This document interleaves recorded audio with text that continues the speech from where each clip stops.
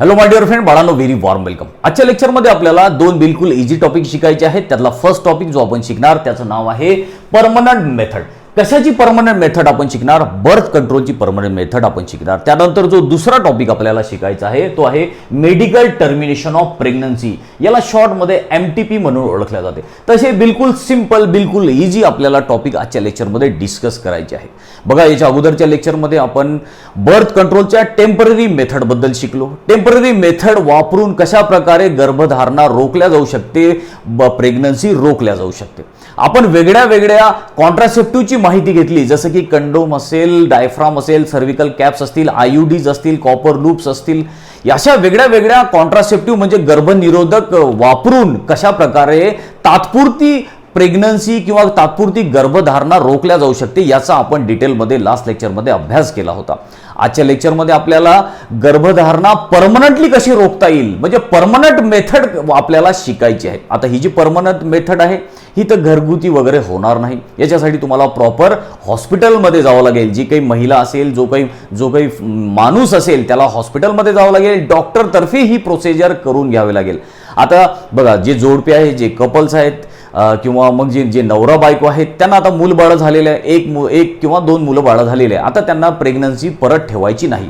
त्यांना दोन मुलं ऑलरेडी आहेत समजा, आता त्यांना तिसरं मूलबाळ काहीही ठेवायचं नाही. मग अशा वेळी काय आहे की एकतर तो माणूस जो आहे, जो नवरा आहे, तो ही परमनंट मेथड वापरू शकतो किंवा मग जी त्याची बायको आहे ती पण ही परमनंट मेथड वापरू शकते. मग याच्यासाठी काय केलं जाऊ शकते?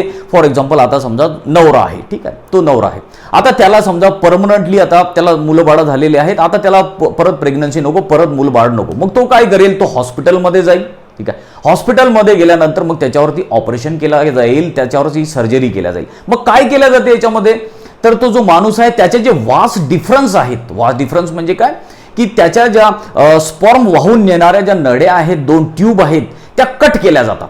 आणि कट केल्यामुळे काय होईल की स्पर्म मग वाहून नेल्या जाऊ शकणार नाही, स्पर्मच मग पोहोचणार नाही. मग कितीही त्यांनी सेक्स केला तरी मग स्पर्मच नसल्यामुळे काय होईल, शुक्राणूच नसल्यामुळे काय होईल की त्याच्या बायकोला कधीही प्रेग्नन्सी राहणार नाही, गर्भधारणा राहणार नाही. मग आता ही प्रोसिजर कशी केल्या जाते तर आपल्याला याची डायग्राम पण दिलेली आहे. बघा, ही डायग्राम आपल्याला दिलेली आहे, A नंबरची डायग्राम. याच्यामध्ये मेल रिप्रोडक्टिव्ह सिस्टमचा याच्यामध्ये डायग्राम दिलेली आहे. आणि याच्यामध्ये बघा तुम्ही वास डिफरन्स दिलेले आहे, दोन ट्यूब. या वास डिफरन्स काय करतात तर या टेस्टीजमध्ये जे स्पर्म तयार झाले, जे शुक्राणू तयार झाले, ते या पेनिसपर्यंत किंवा युरेथ्रापर्यंत न्यायचं काम करतात. आता ह्या वास डिफरन्सेस मधातून कट करून टाकल्या, तोडून टाकल्या, तर मग स्पर्म पोहोचणार का वरती? पेनिसपर्यंत स्पर्म जाणार आहे का? पेनिसपर्यंत स्पर्म जाणार नाही. आणि अशा तऱ्हेनं मग ओहमची आणि स्पर्मची भेट कधीच होणार नाही. ही परमनंट मेथड आहे, लक्षात आलं. आणि ही जी परमनंट मेथड आहे माणसामध्ये होणारी, तर याला नाव आहे की म्हणजे व्हॅसेक्टोनॉमी. लक्षात ठेवा, याच्यावरती क्वेश्चन पण विचारले जातात नीट CET सारख्या एक्झाममध्ये. तर व्हॅसेक्टोनॉमी असं याला म्हटलं जातं, म्हणजे मेल स्टरिलायझेशन याला म्हटलं जातं. ऑपरेशन वगैरे करून, टाके वगैरे लावून ही ऑपरेशन माणसांवरती केल्या जाते. आजकाल बऱ्याच प्रमाणात माणसं पण हे ऑपरेशन करतात, ते स्वतःचं स्टरिलायझेशन करून घेतात. त्याला काय नाव आहे? व्हॅसेक्टोनॉमी. याच्यामध्ये व्हॅस डिफरन्स ह्या दोन ज्या ट्यूब आहेत त्या कट केल्या जातात. तशा तऱ्हेनं माणसावरती ही प्रोसेस केल्या जाते. आता जर समजा महिला आहेत, ठीक आहे, महिला, तर तिला पण मुलं बाळ वगैरे झालेले, आता पुढची प्रेग्नन्सी नको आहे, तर मग आता तिला पण हॉस्पिटलमध्ये जावं लागेल. मग हॉस्पिटलमध्ये गेल्यानंतर मग डॉक्टर जे आहेत ते तिच्यावर पण ऑपरेशन करतील, प्रोसिजर करतील. मग काय करतात त्याच्यावरती?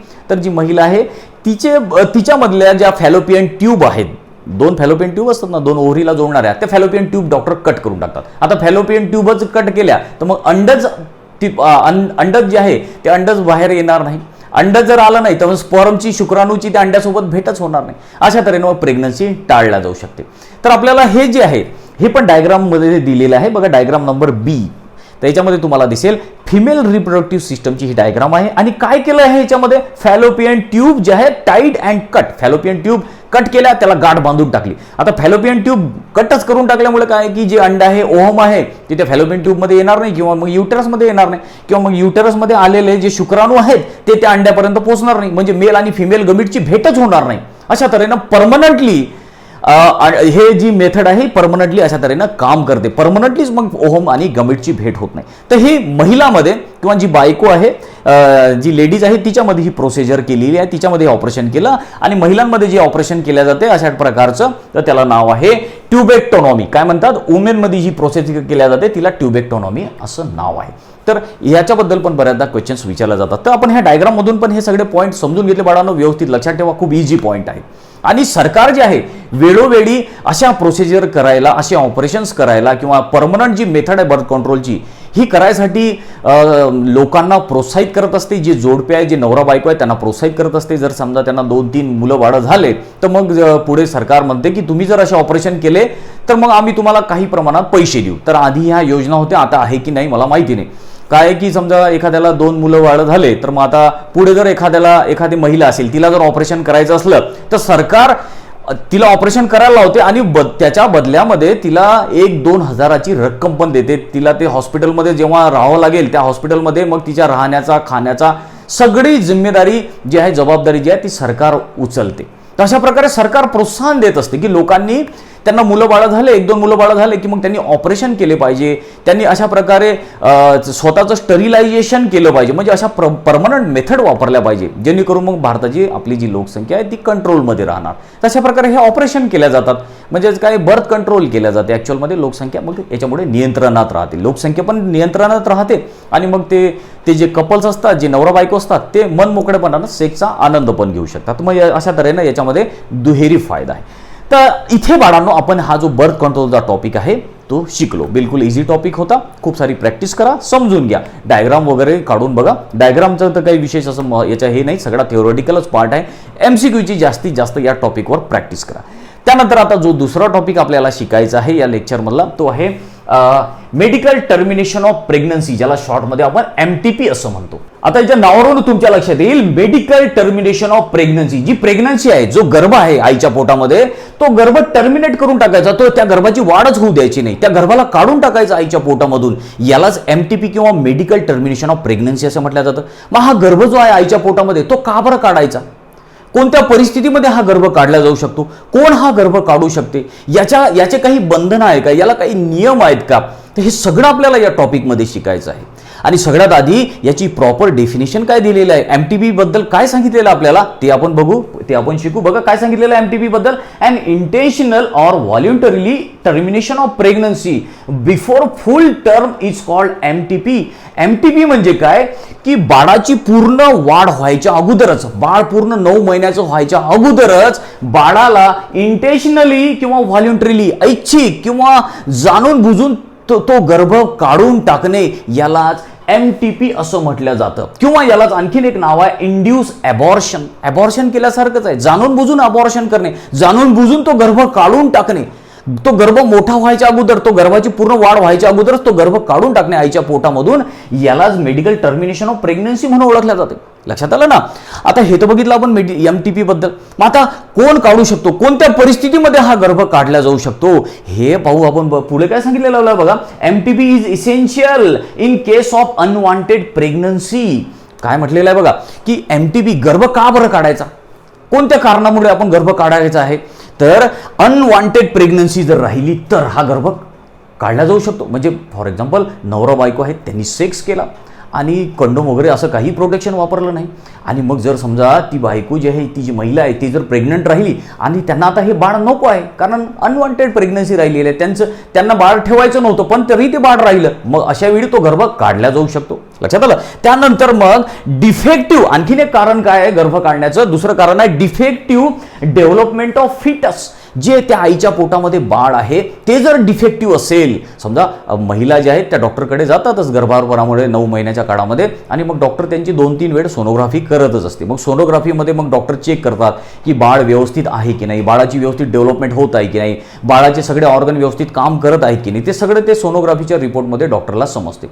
मग सोनोग्राफी केली आणि जर डॉक्टरनी सांगितलं की या बाळाची वाढ व्यवस्थित झालेली नाही किंवा हे बाळ डिफेक्टिव्ह आहे, याला डोळे नाही, याला कान नाही, किंवा याला हात नाही, पाय नाही, किंवा याची किडनी व्यवस्थित नाही आहे, किंवा याचं लिव्हर व्यवस्थित काम करत नाही आहे, किंवा याचे हार्टबीट व्यवस्थित याच्या हार्टला छिद्र आहे, असं जर डॉक्टरनी सांगितलं सोनोग्राफीच्या रिपोर्टमधून, मग त्या बाळाला वाढून काही फायदा नाही, त्या बाळाला जन्माला घालून काही उपयोग नाही. ते बाळ तसं पण जन्म झाल्यानंतर मरणार आहे. मग त्याच्या अगोदरच त्या बाळाला गर्भामधून काढून टाकणे, तर यालाच MTP असं म्हटलं जातं. अशा कंडिशनमध्ये या कंडिशनमध्ये मग हा गर्भ काढला जाऊ शकतो. लक्षात येतं तुम्हाला हे सगळं काही. त्यानंतर आता पुढे सांगितलेलं आहे it is safe during the first trimester. आता हा गर्भ केव्हा काढला जाऊ शकतो आईच्या पोटामधून, तर सांगितलेलं आहे पहिल्या 3 महिन्याच्या अगोदर. फर्स्ट ट्रायमिस्टर असं म्हटलं आपण शिकलेलं आहे. ट्रायमिस्टर, फर्स्ट ट्रायमिस्टर, सेकंड ट्रायमिस्टर, पहिल्या 3 महिन्यात जर हा गर्भ काढला तर आई जी आहे आई सुरक्षित राहते. आईच्या शरीरावर काही परिणाम होत नाही. फर्स्ट ट्रायमिस्टर म्हणजेच काय, 3 महिने, पहिले 3 महिने, किंवा मग या 3 महिन्यालाच आपण 12 वीक असं पण म्हणतो. पहिल्या 12 आठवड्यात हा गर्भ काढला तर आई सुरक्षित राहू शकते. ठीक आहे, लक्षात आलं. त्यानंतर मग आता पुढे आणखीन सांगितलेलं आहे आपल्याला defective development of foetus is examined by amniocentesis. आता आणखीन सांगितलेलं आपल्याला एक तर काय झालं की सोनोग्राफीच्या रिपोर्टमध्ये आपल्याला समजलं की बाळाची वाढ व्यवस्थित आहे की नाही, किंवा मग आणखीन जर बाळामध्ये जेनेटिक डिसऑर्डर असले, सोनोग्राफीमध्ये जेनेटिक डिसऑर्डर समजत नाही. हे जे जेनेटिक डिसऑर्डर असतात किंवा अनुवांशिक रोग असतात हे बरे होत नाही कधी पण. ते बाळाला जर अनुवांशिक रोग झाला तर मग ते बाळ तसंच आयुष्यभर तसंच मरणार आहे. ठीक आहे, त्या अनुवांशिक आजारावर काहीही इलाज नसतो. आणि सोनोग्राफीच्या रिपोर्टमध्ये हे अनुवांशिक आजार समजत नाही. मग हे अनुवांशिक आजार जर माहिती करून घ्यायची असेल तर मग त्याच्यासाठी एकच पर्याय आहे, तो म्हणजे काय आहे, एम्निओसेंटेसिस. बाळाला काही अनुवांशिक आजार आहे की नाही हे चेक करायचं असेल तर एम्निओसेंटेसिस ही एकमेव मेथड आहे. मग काय करतात या मेथडमध्ये, थोडंसं मी तुम्हाला याच्याबद्दल आणखीन सांगितलेलं होतं. आपण याच्या अगोदर पण शॉर्टमध्ये याच्याबद्दल बोललो होतो. एम्निओसेंटेसिसमध्ये काय करतात की आईच्या पोटामध्ये जे बाळ आहे, ठीक आहे, त्या बाळाच्या आजूबाजूला जे फ्लुइड आहे, काय म्हटलं त्याला, एम्निओटिक फ्लुइड. आता एक मोठी सुई घेतात आणि ती सुई अशा आईच्या पोटामध्ये त्या गर्भाशयापर्यंत नेतात आणि जे फ्लुइड आहे ते फ्लुइड काढतात. त्या फ्लुइड सोबत बाळाच्या सेल्स पण येतात आणि मग त्या सेलचा एक्झामिनेशन केल्या जाते. त्या सेल्समध्ये असतात क्रोमोझोम. तर मग त्या क्रोमोझोमच्या मदतीनं ठरवल्या जाते की बाळ व्यवस्थित आहे की नाही, बाळाला काही जेनेटिक डिसऑर्डर आहे की नाही. आणि तर अशी ही जी मेथड आहे, तर या गर्भाला ही जी चेक करायची जी मेथड आहे त्याला एम्निओसेंटेसिस असं म्हटलं जातं. तर हे याच्याबद्दल आपल्याला डिटेलमध्ये आपल्या बुकमध्ये पण दिलेलं आहे. डायग्रामच्या मदतीने ही पूर्ण प्रोसेस आपण समजून घेऊ एम्निओसेंटेसिस. तर बघा तुमच्यासमोर आता ही एक डायग्राम येईल, तर या डायग्राममध्ये बघा एम्निओसेंटेसिस प्रोसेस, पूर्ण प्रोसेस सांगितलेली आहे. आता तुम्हाला याच्यामध्ये दिसते एम्निओसेंटेसिस कशासाठी केल्या जाते, तर आपल्याला सांगितलं use to extract foetal cells for genetic analysis. बाळाचं जेनेटिक अनालिसिस करायसाठी, त्याला काही अनुवांशिक आजार आहे की नाही हे तपासायसाठी ही मेथड केल्या जाते किंवा ही मेथड वापरल्या जाते. आता काय केलं जाते बघा, याच्यामध्ये तुम्हाला काय दिसते या डायग्राम मध्ये बघा, आईचं तुम्हाला गर्भाशय दिसते, त्या गर्भाच्या आतमध्ये बाळ दिसते तुम्हाला. त्या बाळाच्या आजूबाजूला जे आहे ते फ्लुइड आहे, काय नाव आहे, एम्निओटिक फ्लुइड म्हणतात त्याला, है ना, पातळ पाणी म्हणतो आपण त्याला. बाळाच्या आजूबाजूचं पाणी संपलं वगैरे तुम्ही ऐकत असणार, खेड्यापाड्यात इकडे तिकडे म्हणतात, खेड्यातच नाही सगळीचकडे म्हणतात, बाळाच्या आजूबाजूला पाणी आहे, पाणी आटलं, पाणी कमी झालं वगैरे, हे तुम्हाला माहीत असेल. प्लॅसेंटा पण तुम्हाला दिसतो आणि ज्या कॅव्हिटीमध्ये हे सगळं पाणी भरलेलं आहे, फ्लुइड भरलेलं आहे, त्याला एम्निओटिक सॅक असं म्हटलं आपण, है ना, एम्निओटिक कॅव्हिटी. आता ही जी एम्निओसेंटेसिस ही जी प्रोसेस आहे ती कशी केली जाते, आपल्याला पूर्ण स्टेप बाय स्टेप सगळं सांगितलेलं आहे. प्रोसिजर नंबर 1 काय आहे, प्रोसिजर काय सांगितलं आपल्याला बघा, 1 नंबरमध्ये ultrasound use to determine position of foetus in the uterus. सगळ्यात आधी सोनोग्राफीच्या मदतीनं तुम्ही सोनोग्राफी वगैरे ऐकली असेल, अल्ट्रासाउंड सोडतात, आवाज, ध्वनी 20,000 हर्ट्जचा तो साऊंड असतो, तो आईच्या पोटावर युटेरसवर सोडतात, त्याला अल्ट्रासाउंड म्हटलं जातं. मग अल्ट्रासाउंडच्या मदतीनं आईच्या पोटामध्ये तो गर्भ कुठे आहे ते आधी शोधल्या जाते. Procedure number 1. दुसरी प्रोसिजर काय आहे, आता गर्भ तो शोधला बरोबर, ठीक आहे, गर्भाचा माहिती झालं. त्यानंतर काय केलं जातं दुसऱ्या प्रोसिजरमध्ये, needle is inserted through the abdominal and uterine wall. एक अशी मोठी सुई घेतात बघा, तुम्हाला डायग्राम मध्ये दिसेल, एक मोठी सुई घेतलेली आहे आणि ती सुई मग आईच्या पोटामधून आतमध्ये टाकली आणि मग हळूहळू ती बाळाच्या युटेरसमध्ये गेली, आईच्या गर्भाशयामध्ये गेली आणि मग आता ते बाळापर्यंत ती सुई पोहोचली आहे. जी एम्निओटिक फ्लुइड आहे बाळाच्या आजूबाजूला, त्या फ्लुइडपर्यंत ही सुई गेलेली आहे. आता मग हे कसं दिसते, ती सुई बरोबर बाळापर्यंत पोहोचली आहे की नाही कसं दिसेल, सोनोग्राफीच्या मदतीनं. सोनोग्राफीशिवाय कसं दिसेल, नाही त्या बाळाला सुई टोचल्या जाईल ना, सोनोग्राफीमुळेच समजते की ही सुई कुठपर्यंत पोहोचलेली आहे. त्यानंतर आता थर्ड प्रोसिजर काय केल्या जाते, तिसऱ्या प्रोसिजरमध्ये सुई तर गेलेली आहे आता आतमध्ये. Amniotic fluid is contain foetal cells extracted. आता काय करतात, त्या सुईच्या मदतीनं ते फ्लुइड, थोडंसं फ्लुइड घेतात बाळाच्या आतमधलं, बाळाच्या आजूबाजूचं फ्लुइड घेतात आणि त्या फ्लुइडमध्ये बाळाच्या सेल पण येतात. मग अशा तऱ्हेनं त्या फ्लुइड सोबत सेल पण आलेला आहे बघा, या डायग्राममध्ये आपल्याला दिसते. ठीक आहे. त्यानंतर फोर्थ प्रोसिजर काय आहे, चौथ्या प्रोसेसमध्ये काय केलं जाते, centrifuge of the extracted fluid and foetal cells.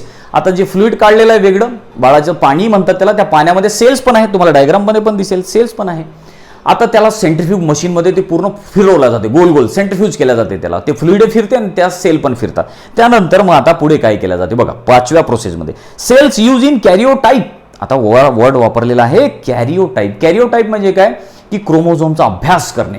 आता बाळाच्या ज्या सेल्स घेतल्या, त्या सेलच्या आतमध्ये न्यूक्लियस आहे, न्यूक्लियसमध्ये क्रोमोझोम्स आहे ना, ह्युमनचे क्रोमोझोम्स 23 क्रोमोझोम तुम्हाला दिसतात बघा इथे, क्रोमोझोम दिसतात, हे तुम्हाला जोडीनं पेअर्सनी क्रोमोझोम दिसतात. आता हे एकामेकाला जोडी लावणे या क्रोमोझोमची, याला कॅरिओटाइप असं म्हटलेलं आहे. आता जेव्हा ह्या सगळ्या क्रोमोझोमच्या आपण जोड्या बघतो, 23 क्रोमोझोम्स जेव्हा बघतो, तेव्हा आपल्याला दिसते की एखाद्या क्रोमोझोममध्ये काही प्रॉब्लेम आहे का, एखादा क्रोमोझोम छोटा आहे का, कोणता क्रोमोझोम तुटलेला आहे का, हे सगळं याच्यामध्ये कॅरिओटाइपमध्ये आपण जाणून घेऊ शकतो. क्रोमोझोम तुटला, एखादा क्रोमोझोम व्यवस्थित नसला किंवा क्रोमोझोम कमी असला, 46 नसले 45 क्रोमोझोम असले किंवा 46च्या ऐवजी 47 क्रोमोझोम असले, तर मग आपल्याला सगळं काही याच्यामध्ये माहिती पडते. मग ते बाळ डिफेक्टिव्ह आहे समजून चला, आहे ना. एखादा क्रोमोझोमचा पार्ट तुटलेला असला, बाळ डिफेक्टिव्ह आहे, बाळामध्ये एखादा रोग होईल. 46 क्रोमोझोमच्या ऐवजी 45 क्रोमोझोम असले तरी बाळ डिफेक्टिव्ह होईल, 47 क्रोमोझोम असले तरी बाळ डिफेक्टिव्ह होईल. हे सगळं आपल्याला क्रोमोझोमचा स्टडी कशाच्या मदतीनं करता येतो, कॅरिओटाइपच्या मदतीनं करता येतो. तर अशा तऱ्हेनं मग ठरवल्या जाते की बाळ योग्य आहे की नाही, बाळाची व्यवस्थित वाढ झाली आहे की नाही, बाळामध्ये काही डिफेक्ट आहे का, हे सगळं या कॅरिओटाइपच्या मदतीने आपण जाणून घेऊ शकतो. आता ही तर मेथड झाली सगळी काही, पण याचे काही ड्रॉबॅक्स पण आहे बाळांनो. काय ड्रॉबॅक्स आहे आपल्याला सांगितलेलं आहे, रिस्क असोसिएटेड विथ एम्निओसेंटेसिस. काही रिस्क पण आहे याच्याबद्दल. कोणती रिस्क आहे, पहिली तर मिसकॅरेज. असं जर केलं तर होऊ शकते आईचं मिसकॅरेज होईल, ते बाळ आपोआपच ॲबॉर्शन होऊन जाईल, त्या आईचं मिसकॅरेज होऊन बाळ आपोआपच खाली येऊन जाईल, गर्भपात म्हणतो आपण त्याला, गर्भपात होऊन जाईल. त्यानंतर दुसरं आहे निडल इंजुरी टू फिटस. होऊ शकते कधी कधी सोनोग्राफीमध्ये की ते बाळा ती जी निडल आहे एवढी मोठी, ते त्या बाळाला ऋतू पण शकते, त्या बाळाला इंजुरी पण होऊ शकते. ती सुई टोचल्या गेली आतमध्ये बाळाला तर बाळाला इंजुरी होईल. त्यानंतर दुसरं कारण आणखीन आहे लिकिंग एमनिओटिक फ्लुइड. एमनिओटिक फ्लुइड लीक पण होऊ शकते. एमनिओटिक फ्लुइड जर लीक झालं तर मग ते बाळ सुकून जाईल, मरून जाईल ते बाळ, आहे ना. त्यानंतर मग पुढे सांगितलेलं आणखीन इन्फेक्शन. अशी सुई जर वगैरे टोचली तर इन्फेक्शन होऊ शकते आतमध्ये बाळाला एमनिओटिक फ्लुइडमध्ये.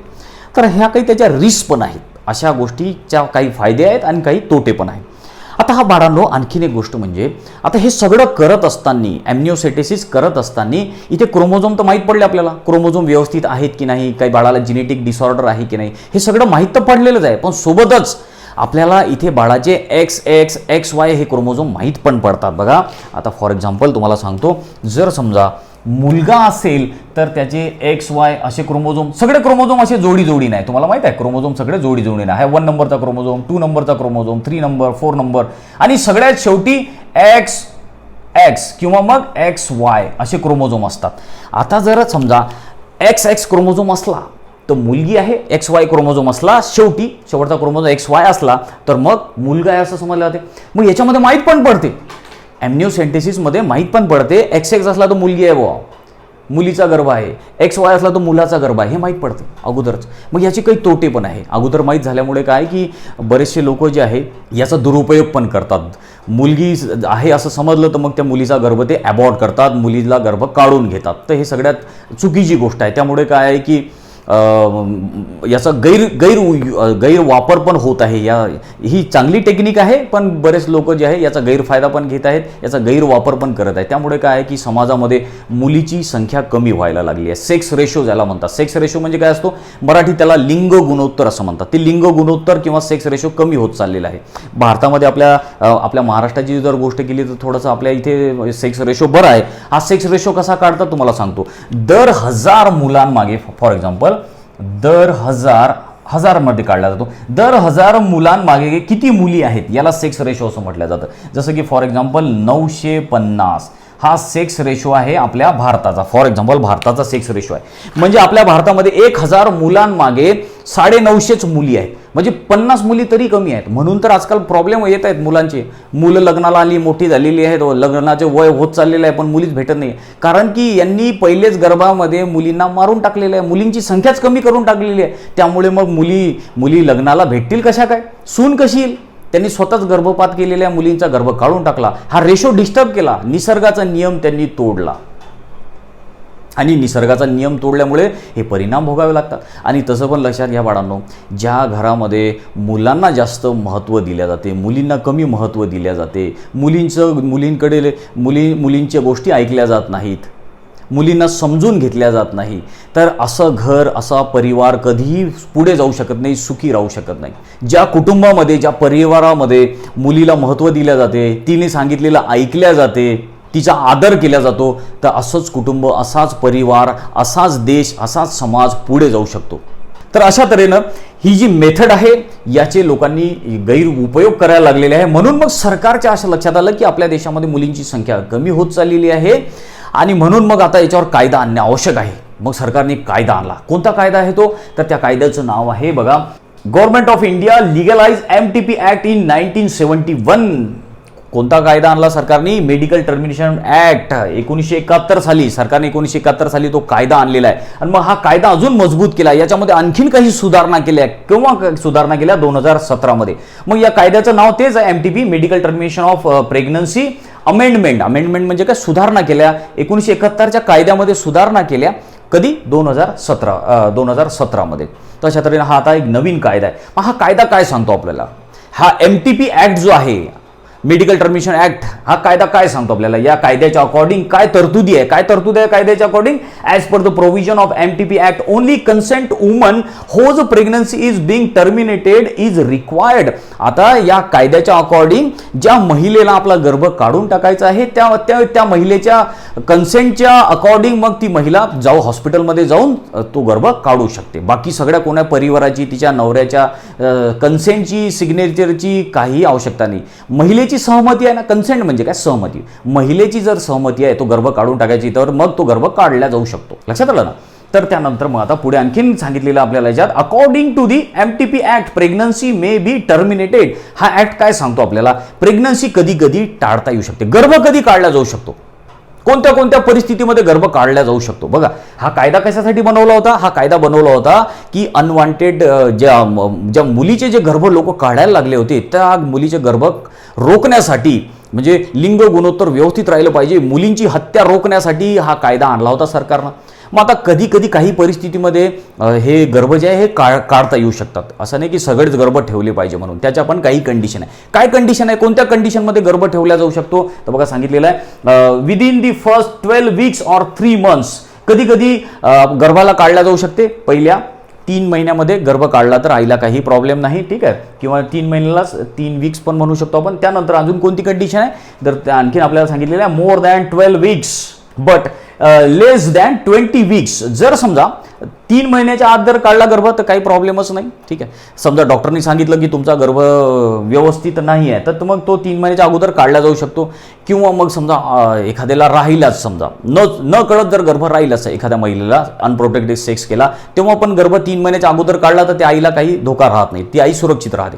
पण जर समजा 3 महिन्याच्या वर झाले असतील, 3 महिन्याच्या वर म्हणजेच काय, 20 वीकच्या वर झाले असतील आणि 12 वीकच्या वर झाले असतील आणि 20 वीकच्या कमी असेल, म्हणजे 3 महिन्यापेक्षा जास्त आणि 5 महिन्यापेक्षा कमीचा जर तो गर्भ असेल, मग अशा वेळी तो गर्भ काढताना थोडंसं जरा जे आहे हे डॉक्टरचं कन्सेंट असणं त्याला आवश्यक आहे, डॉक्टरची सहमती असणे त्याला आवश्यक आहे, रेजिस्टर मेडिकल प्रॅक्टिशनरची सहमती त्याला घ्यावी लागते. काय सांगितलेलं आपल्याला की जर 3 महिन्याच्या वर तो गर्भ गेला असेल तर मग register medical practitioners opinion is mandatory. जे मत आहे रेजिस्टर मेडिकल प्रॅक्टिशनरचं, जो डॉक्टर आहे त्या डॉक्टरचं मत हे आवश्यक आहे.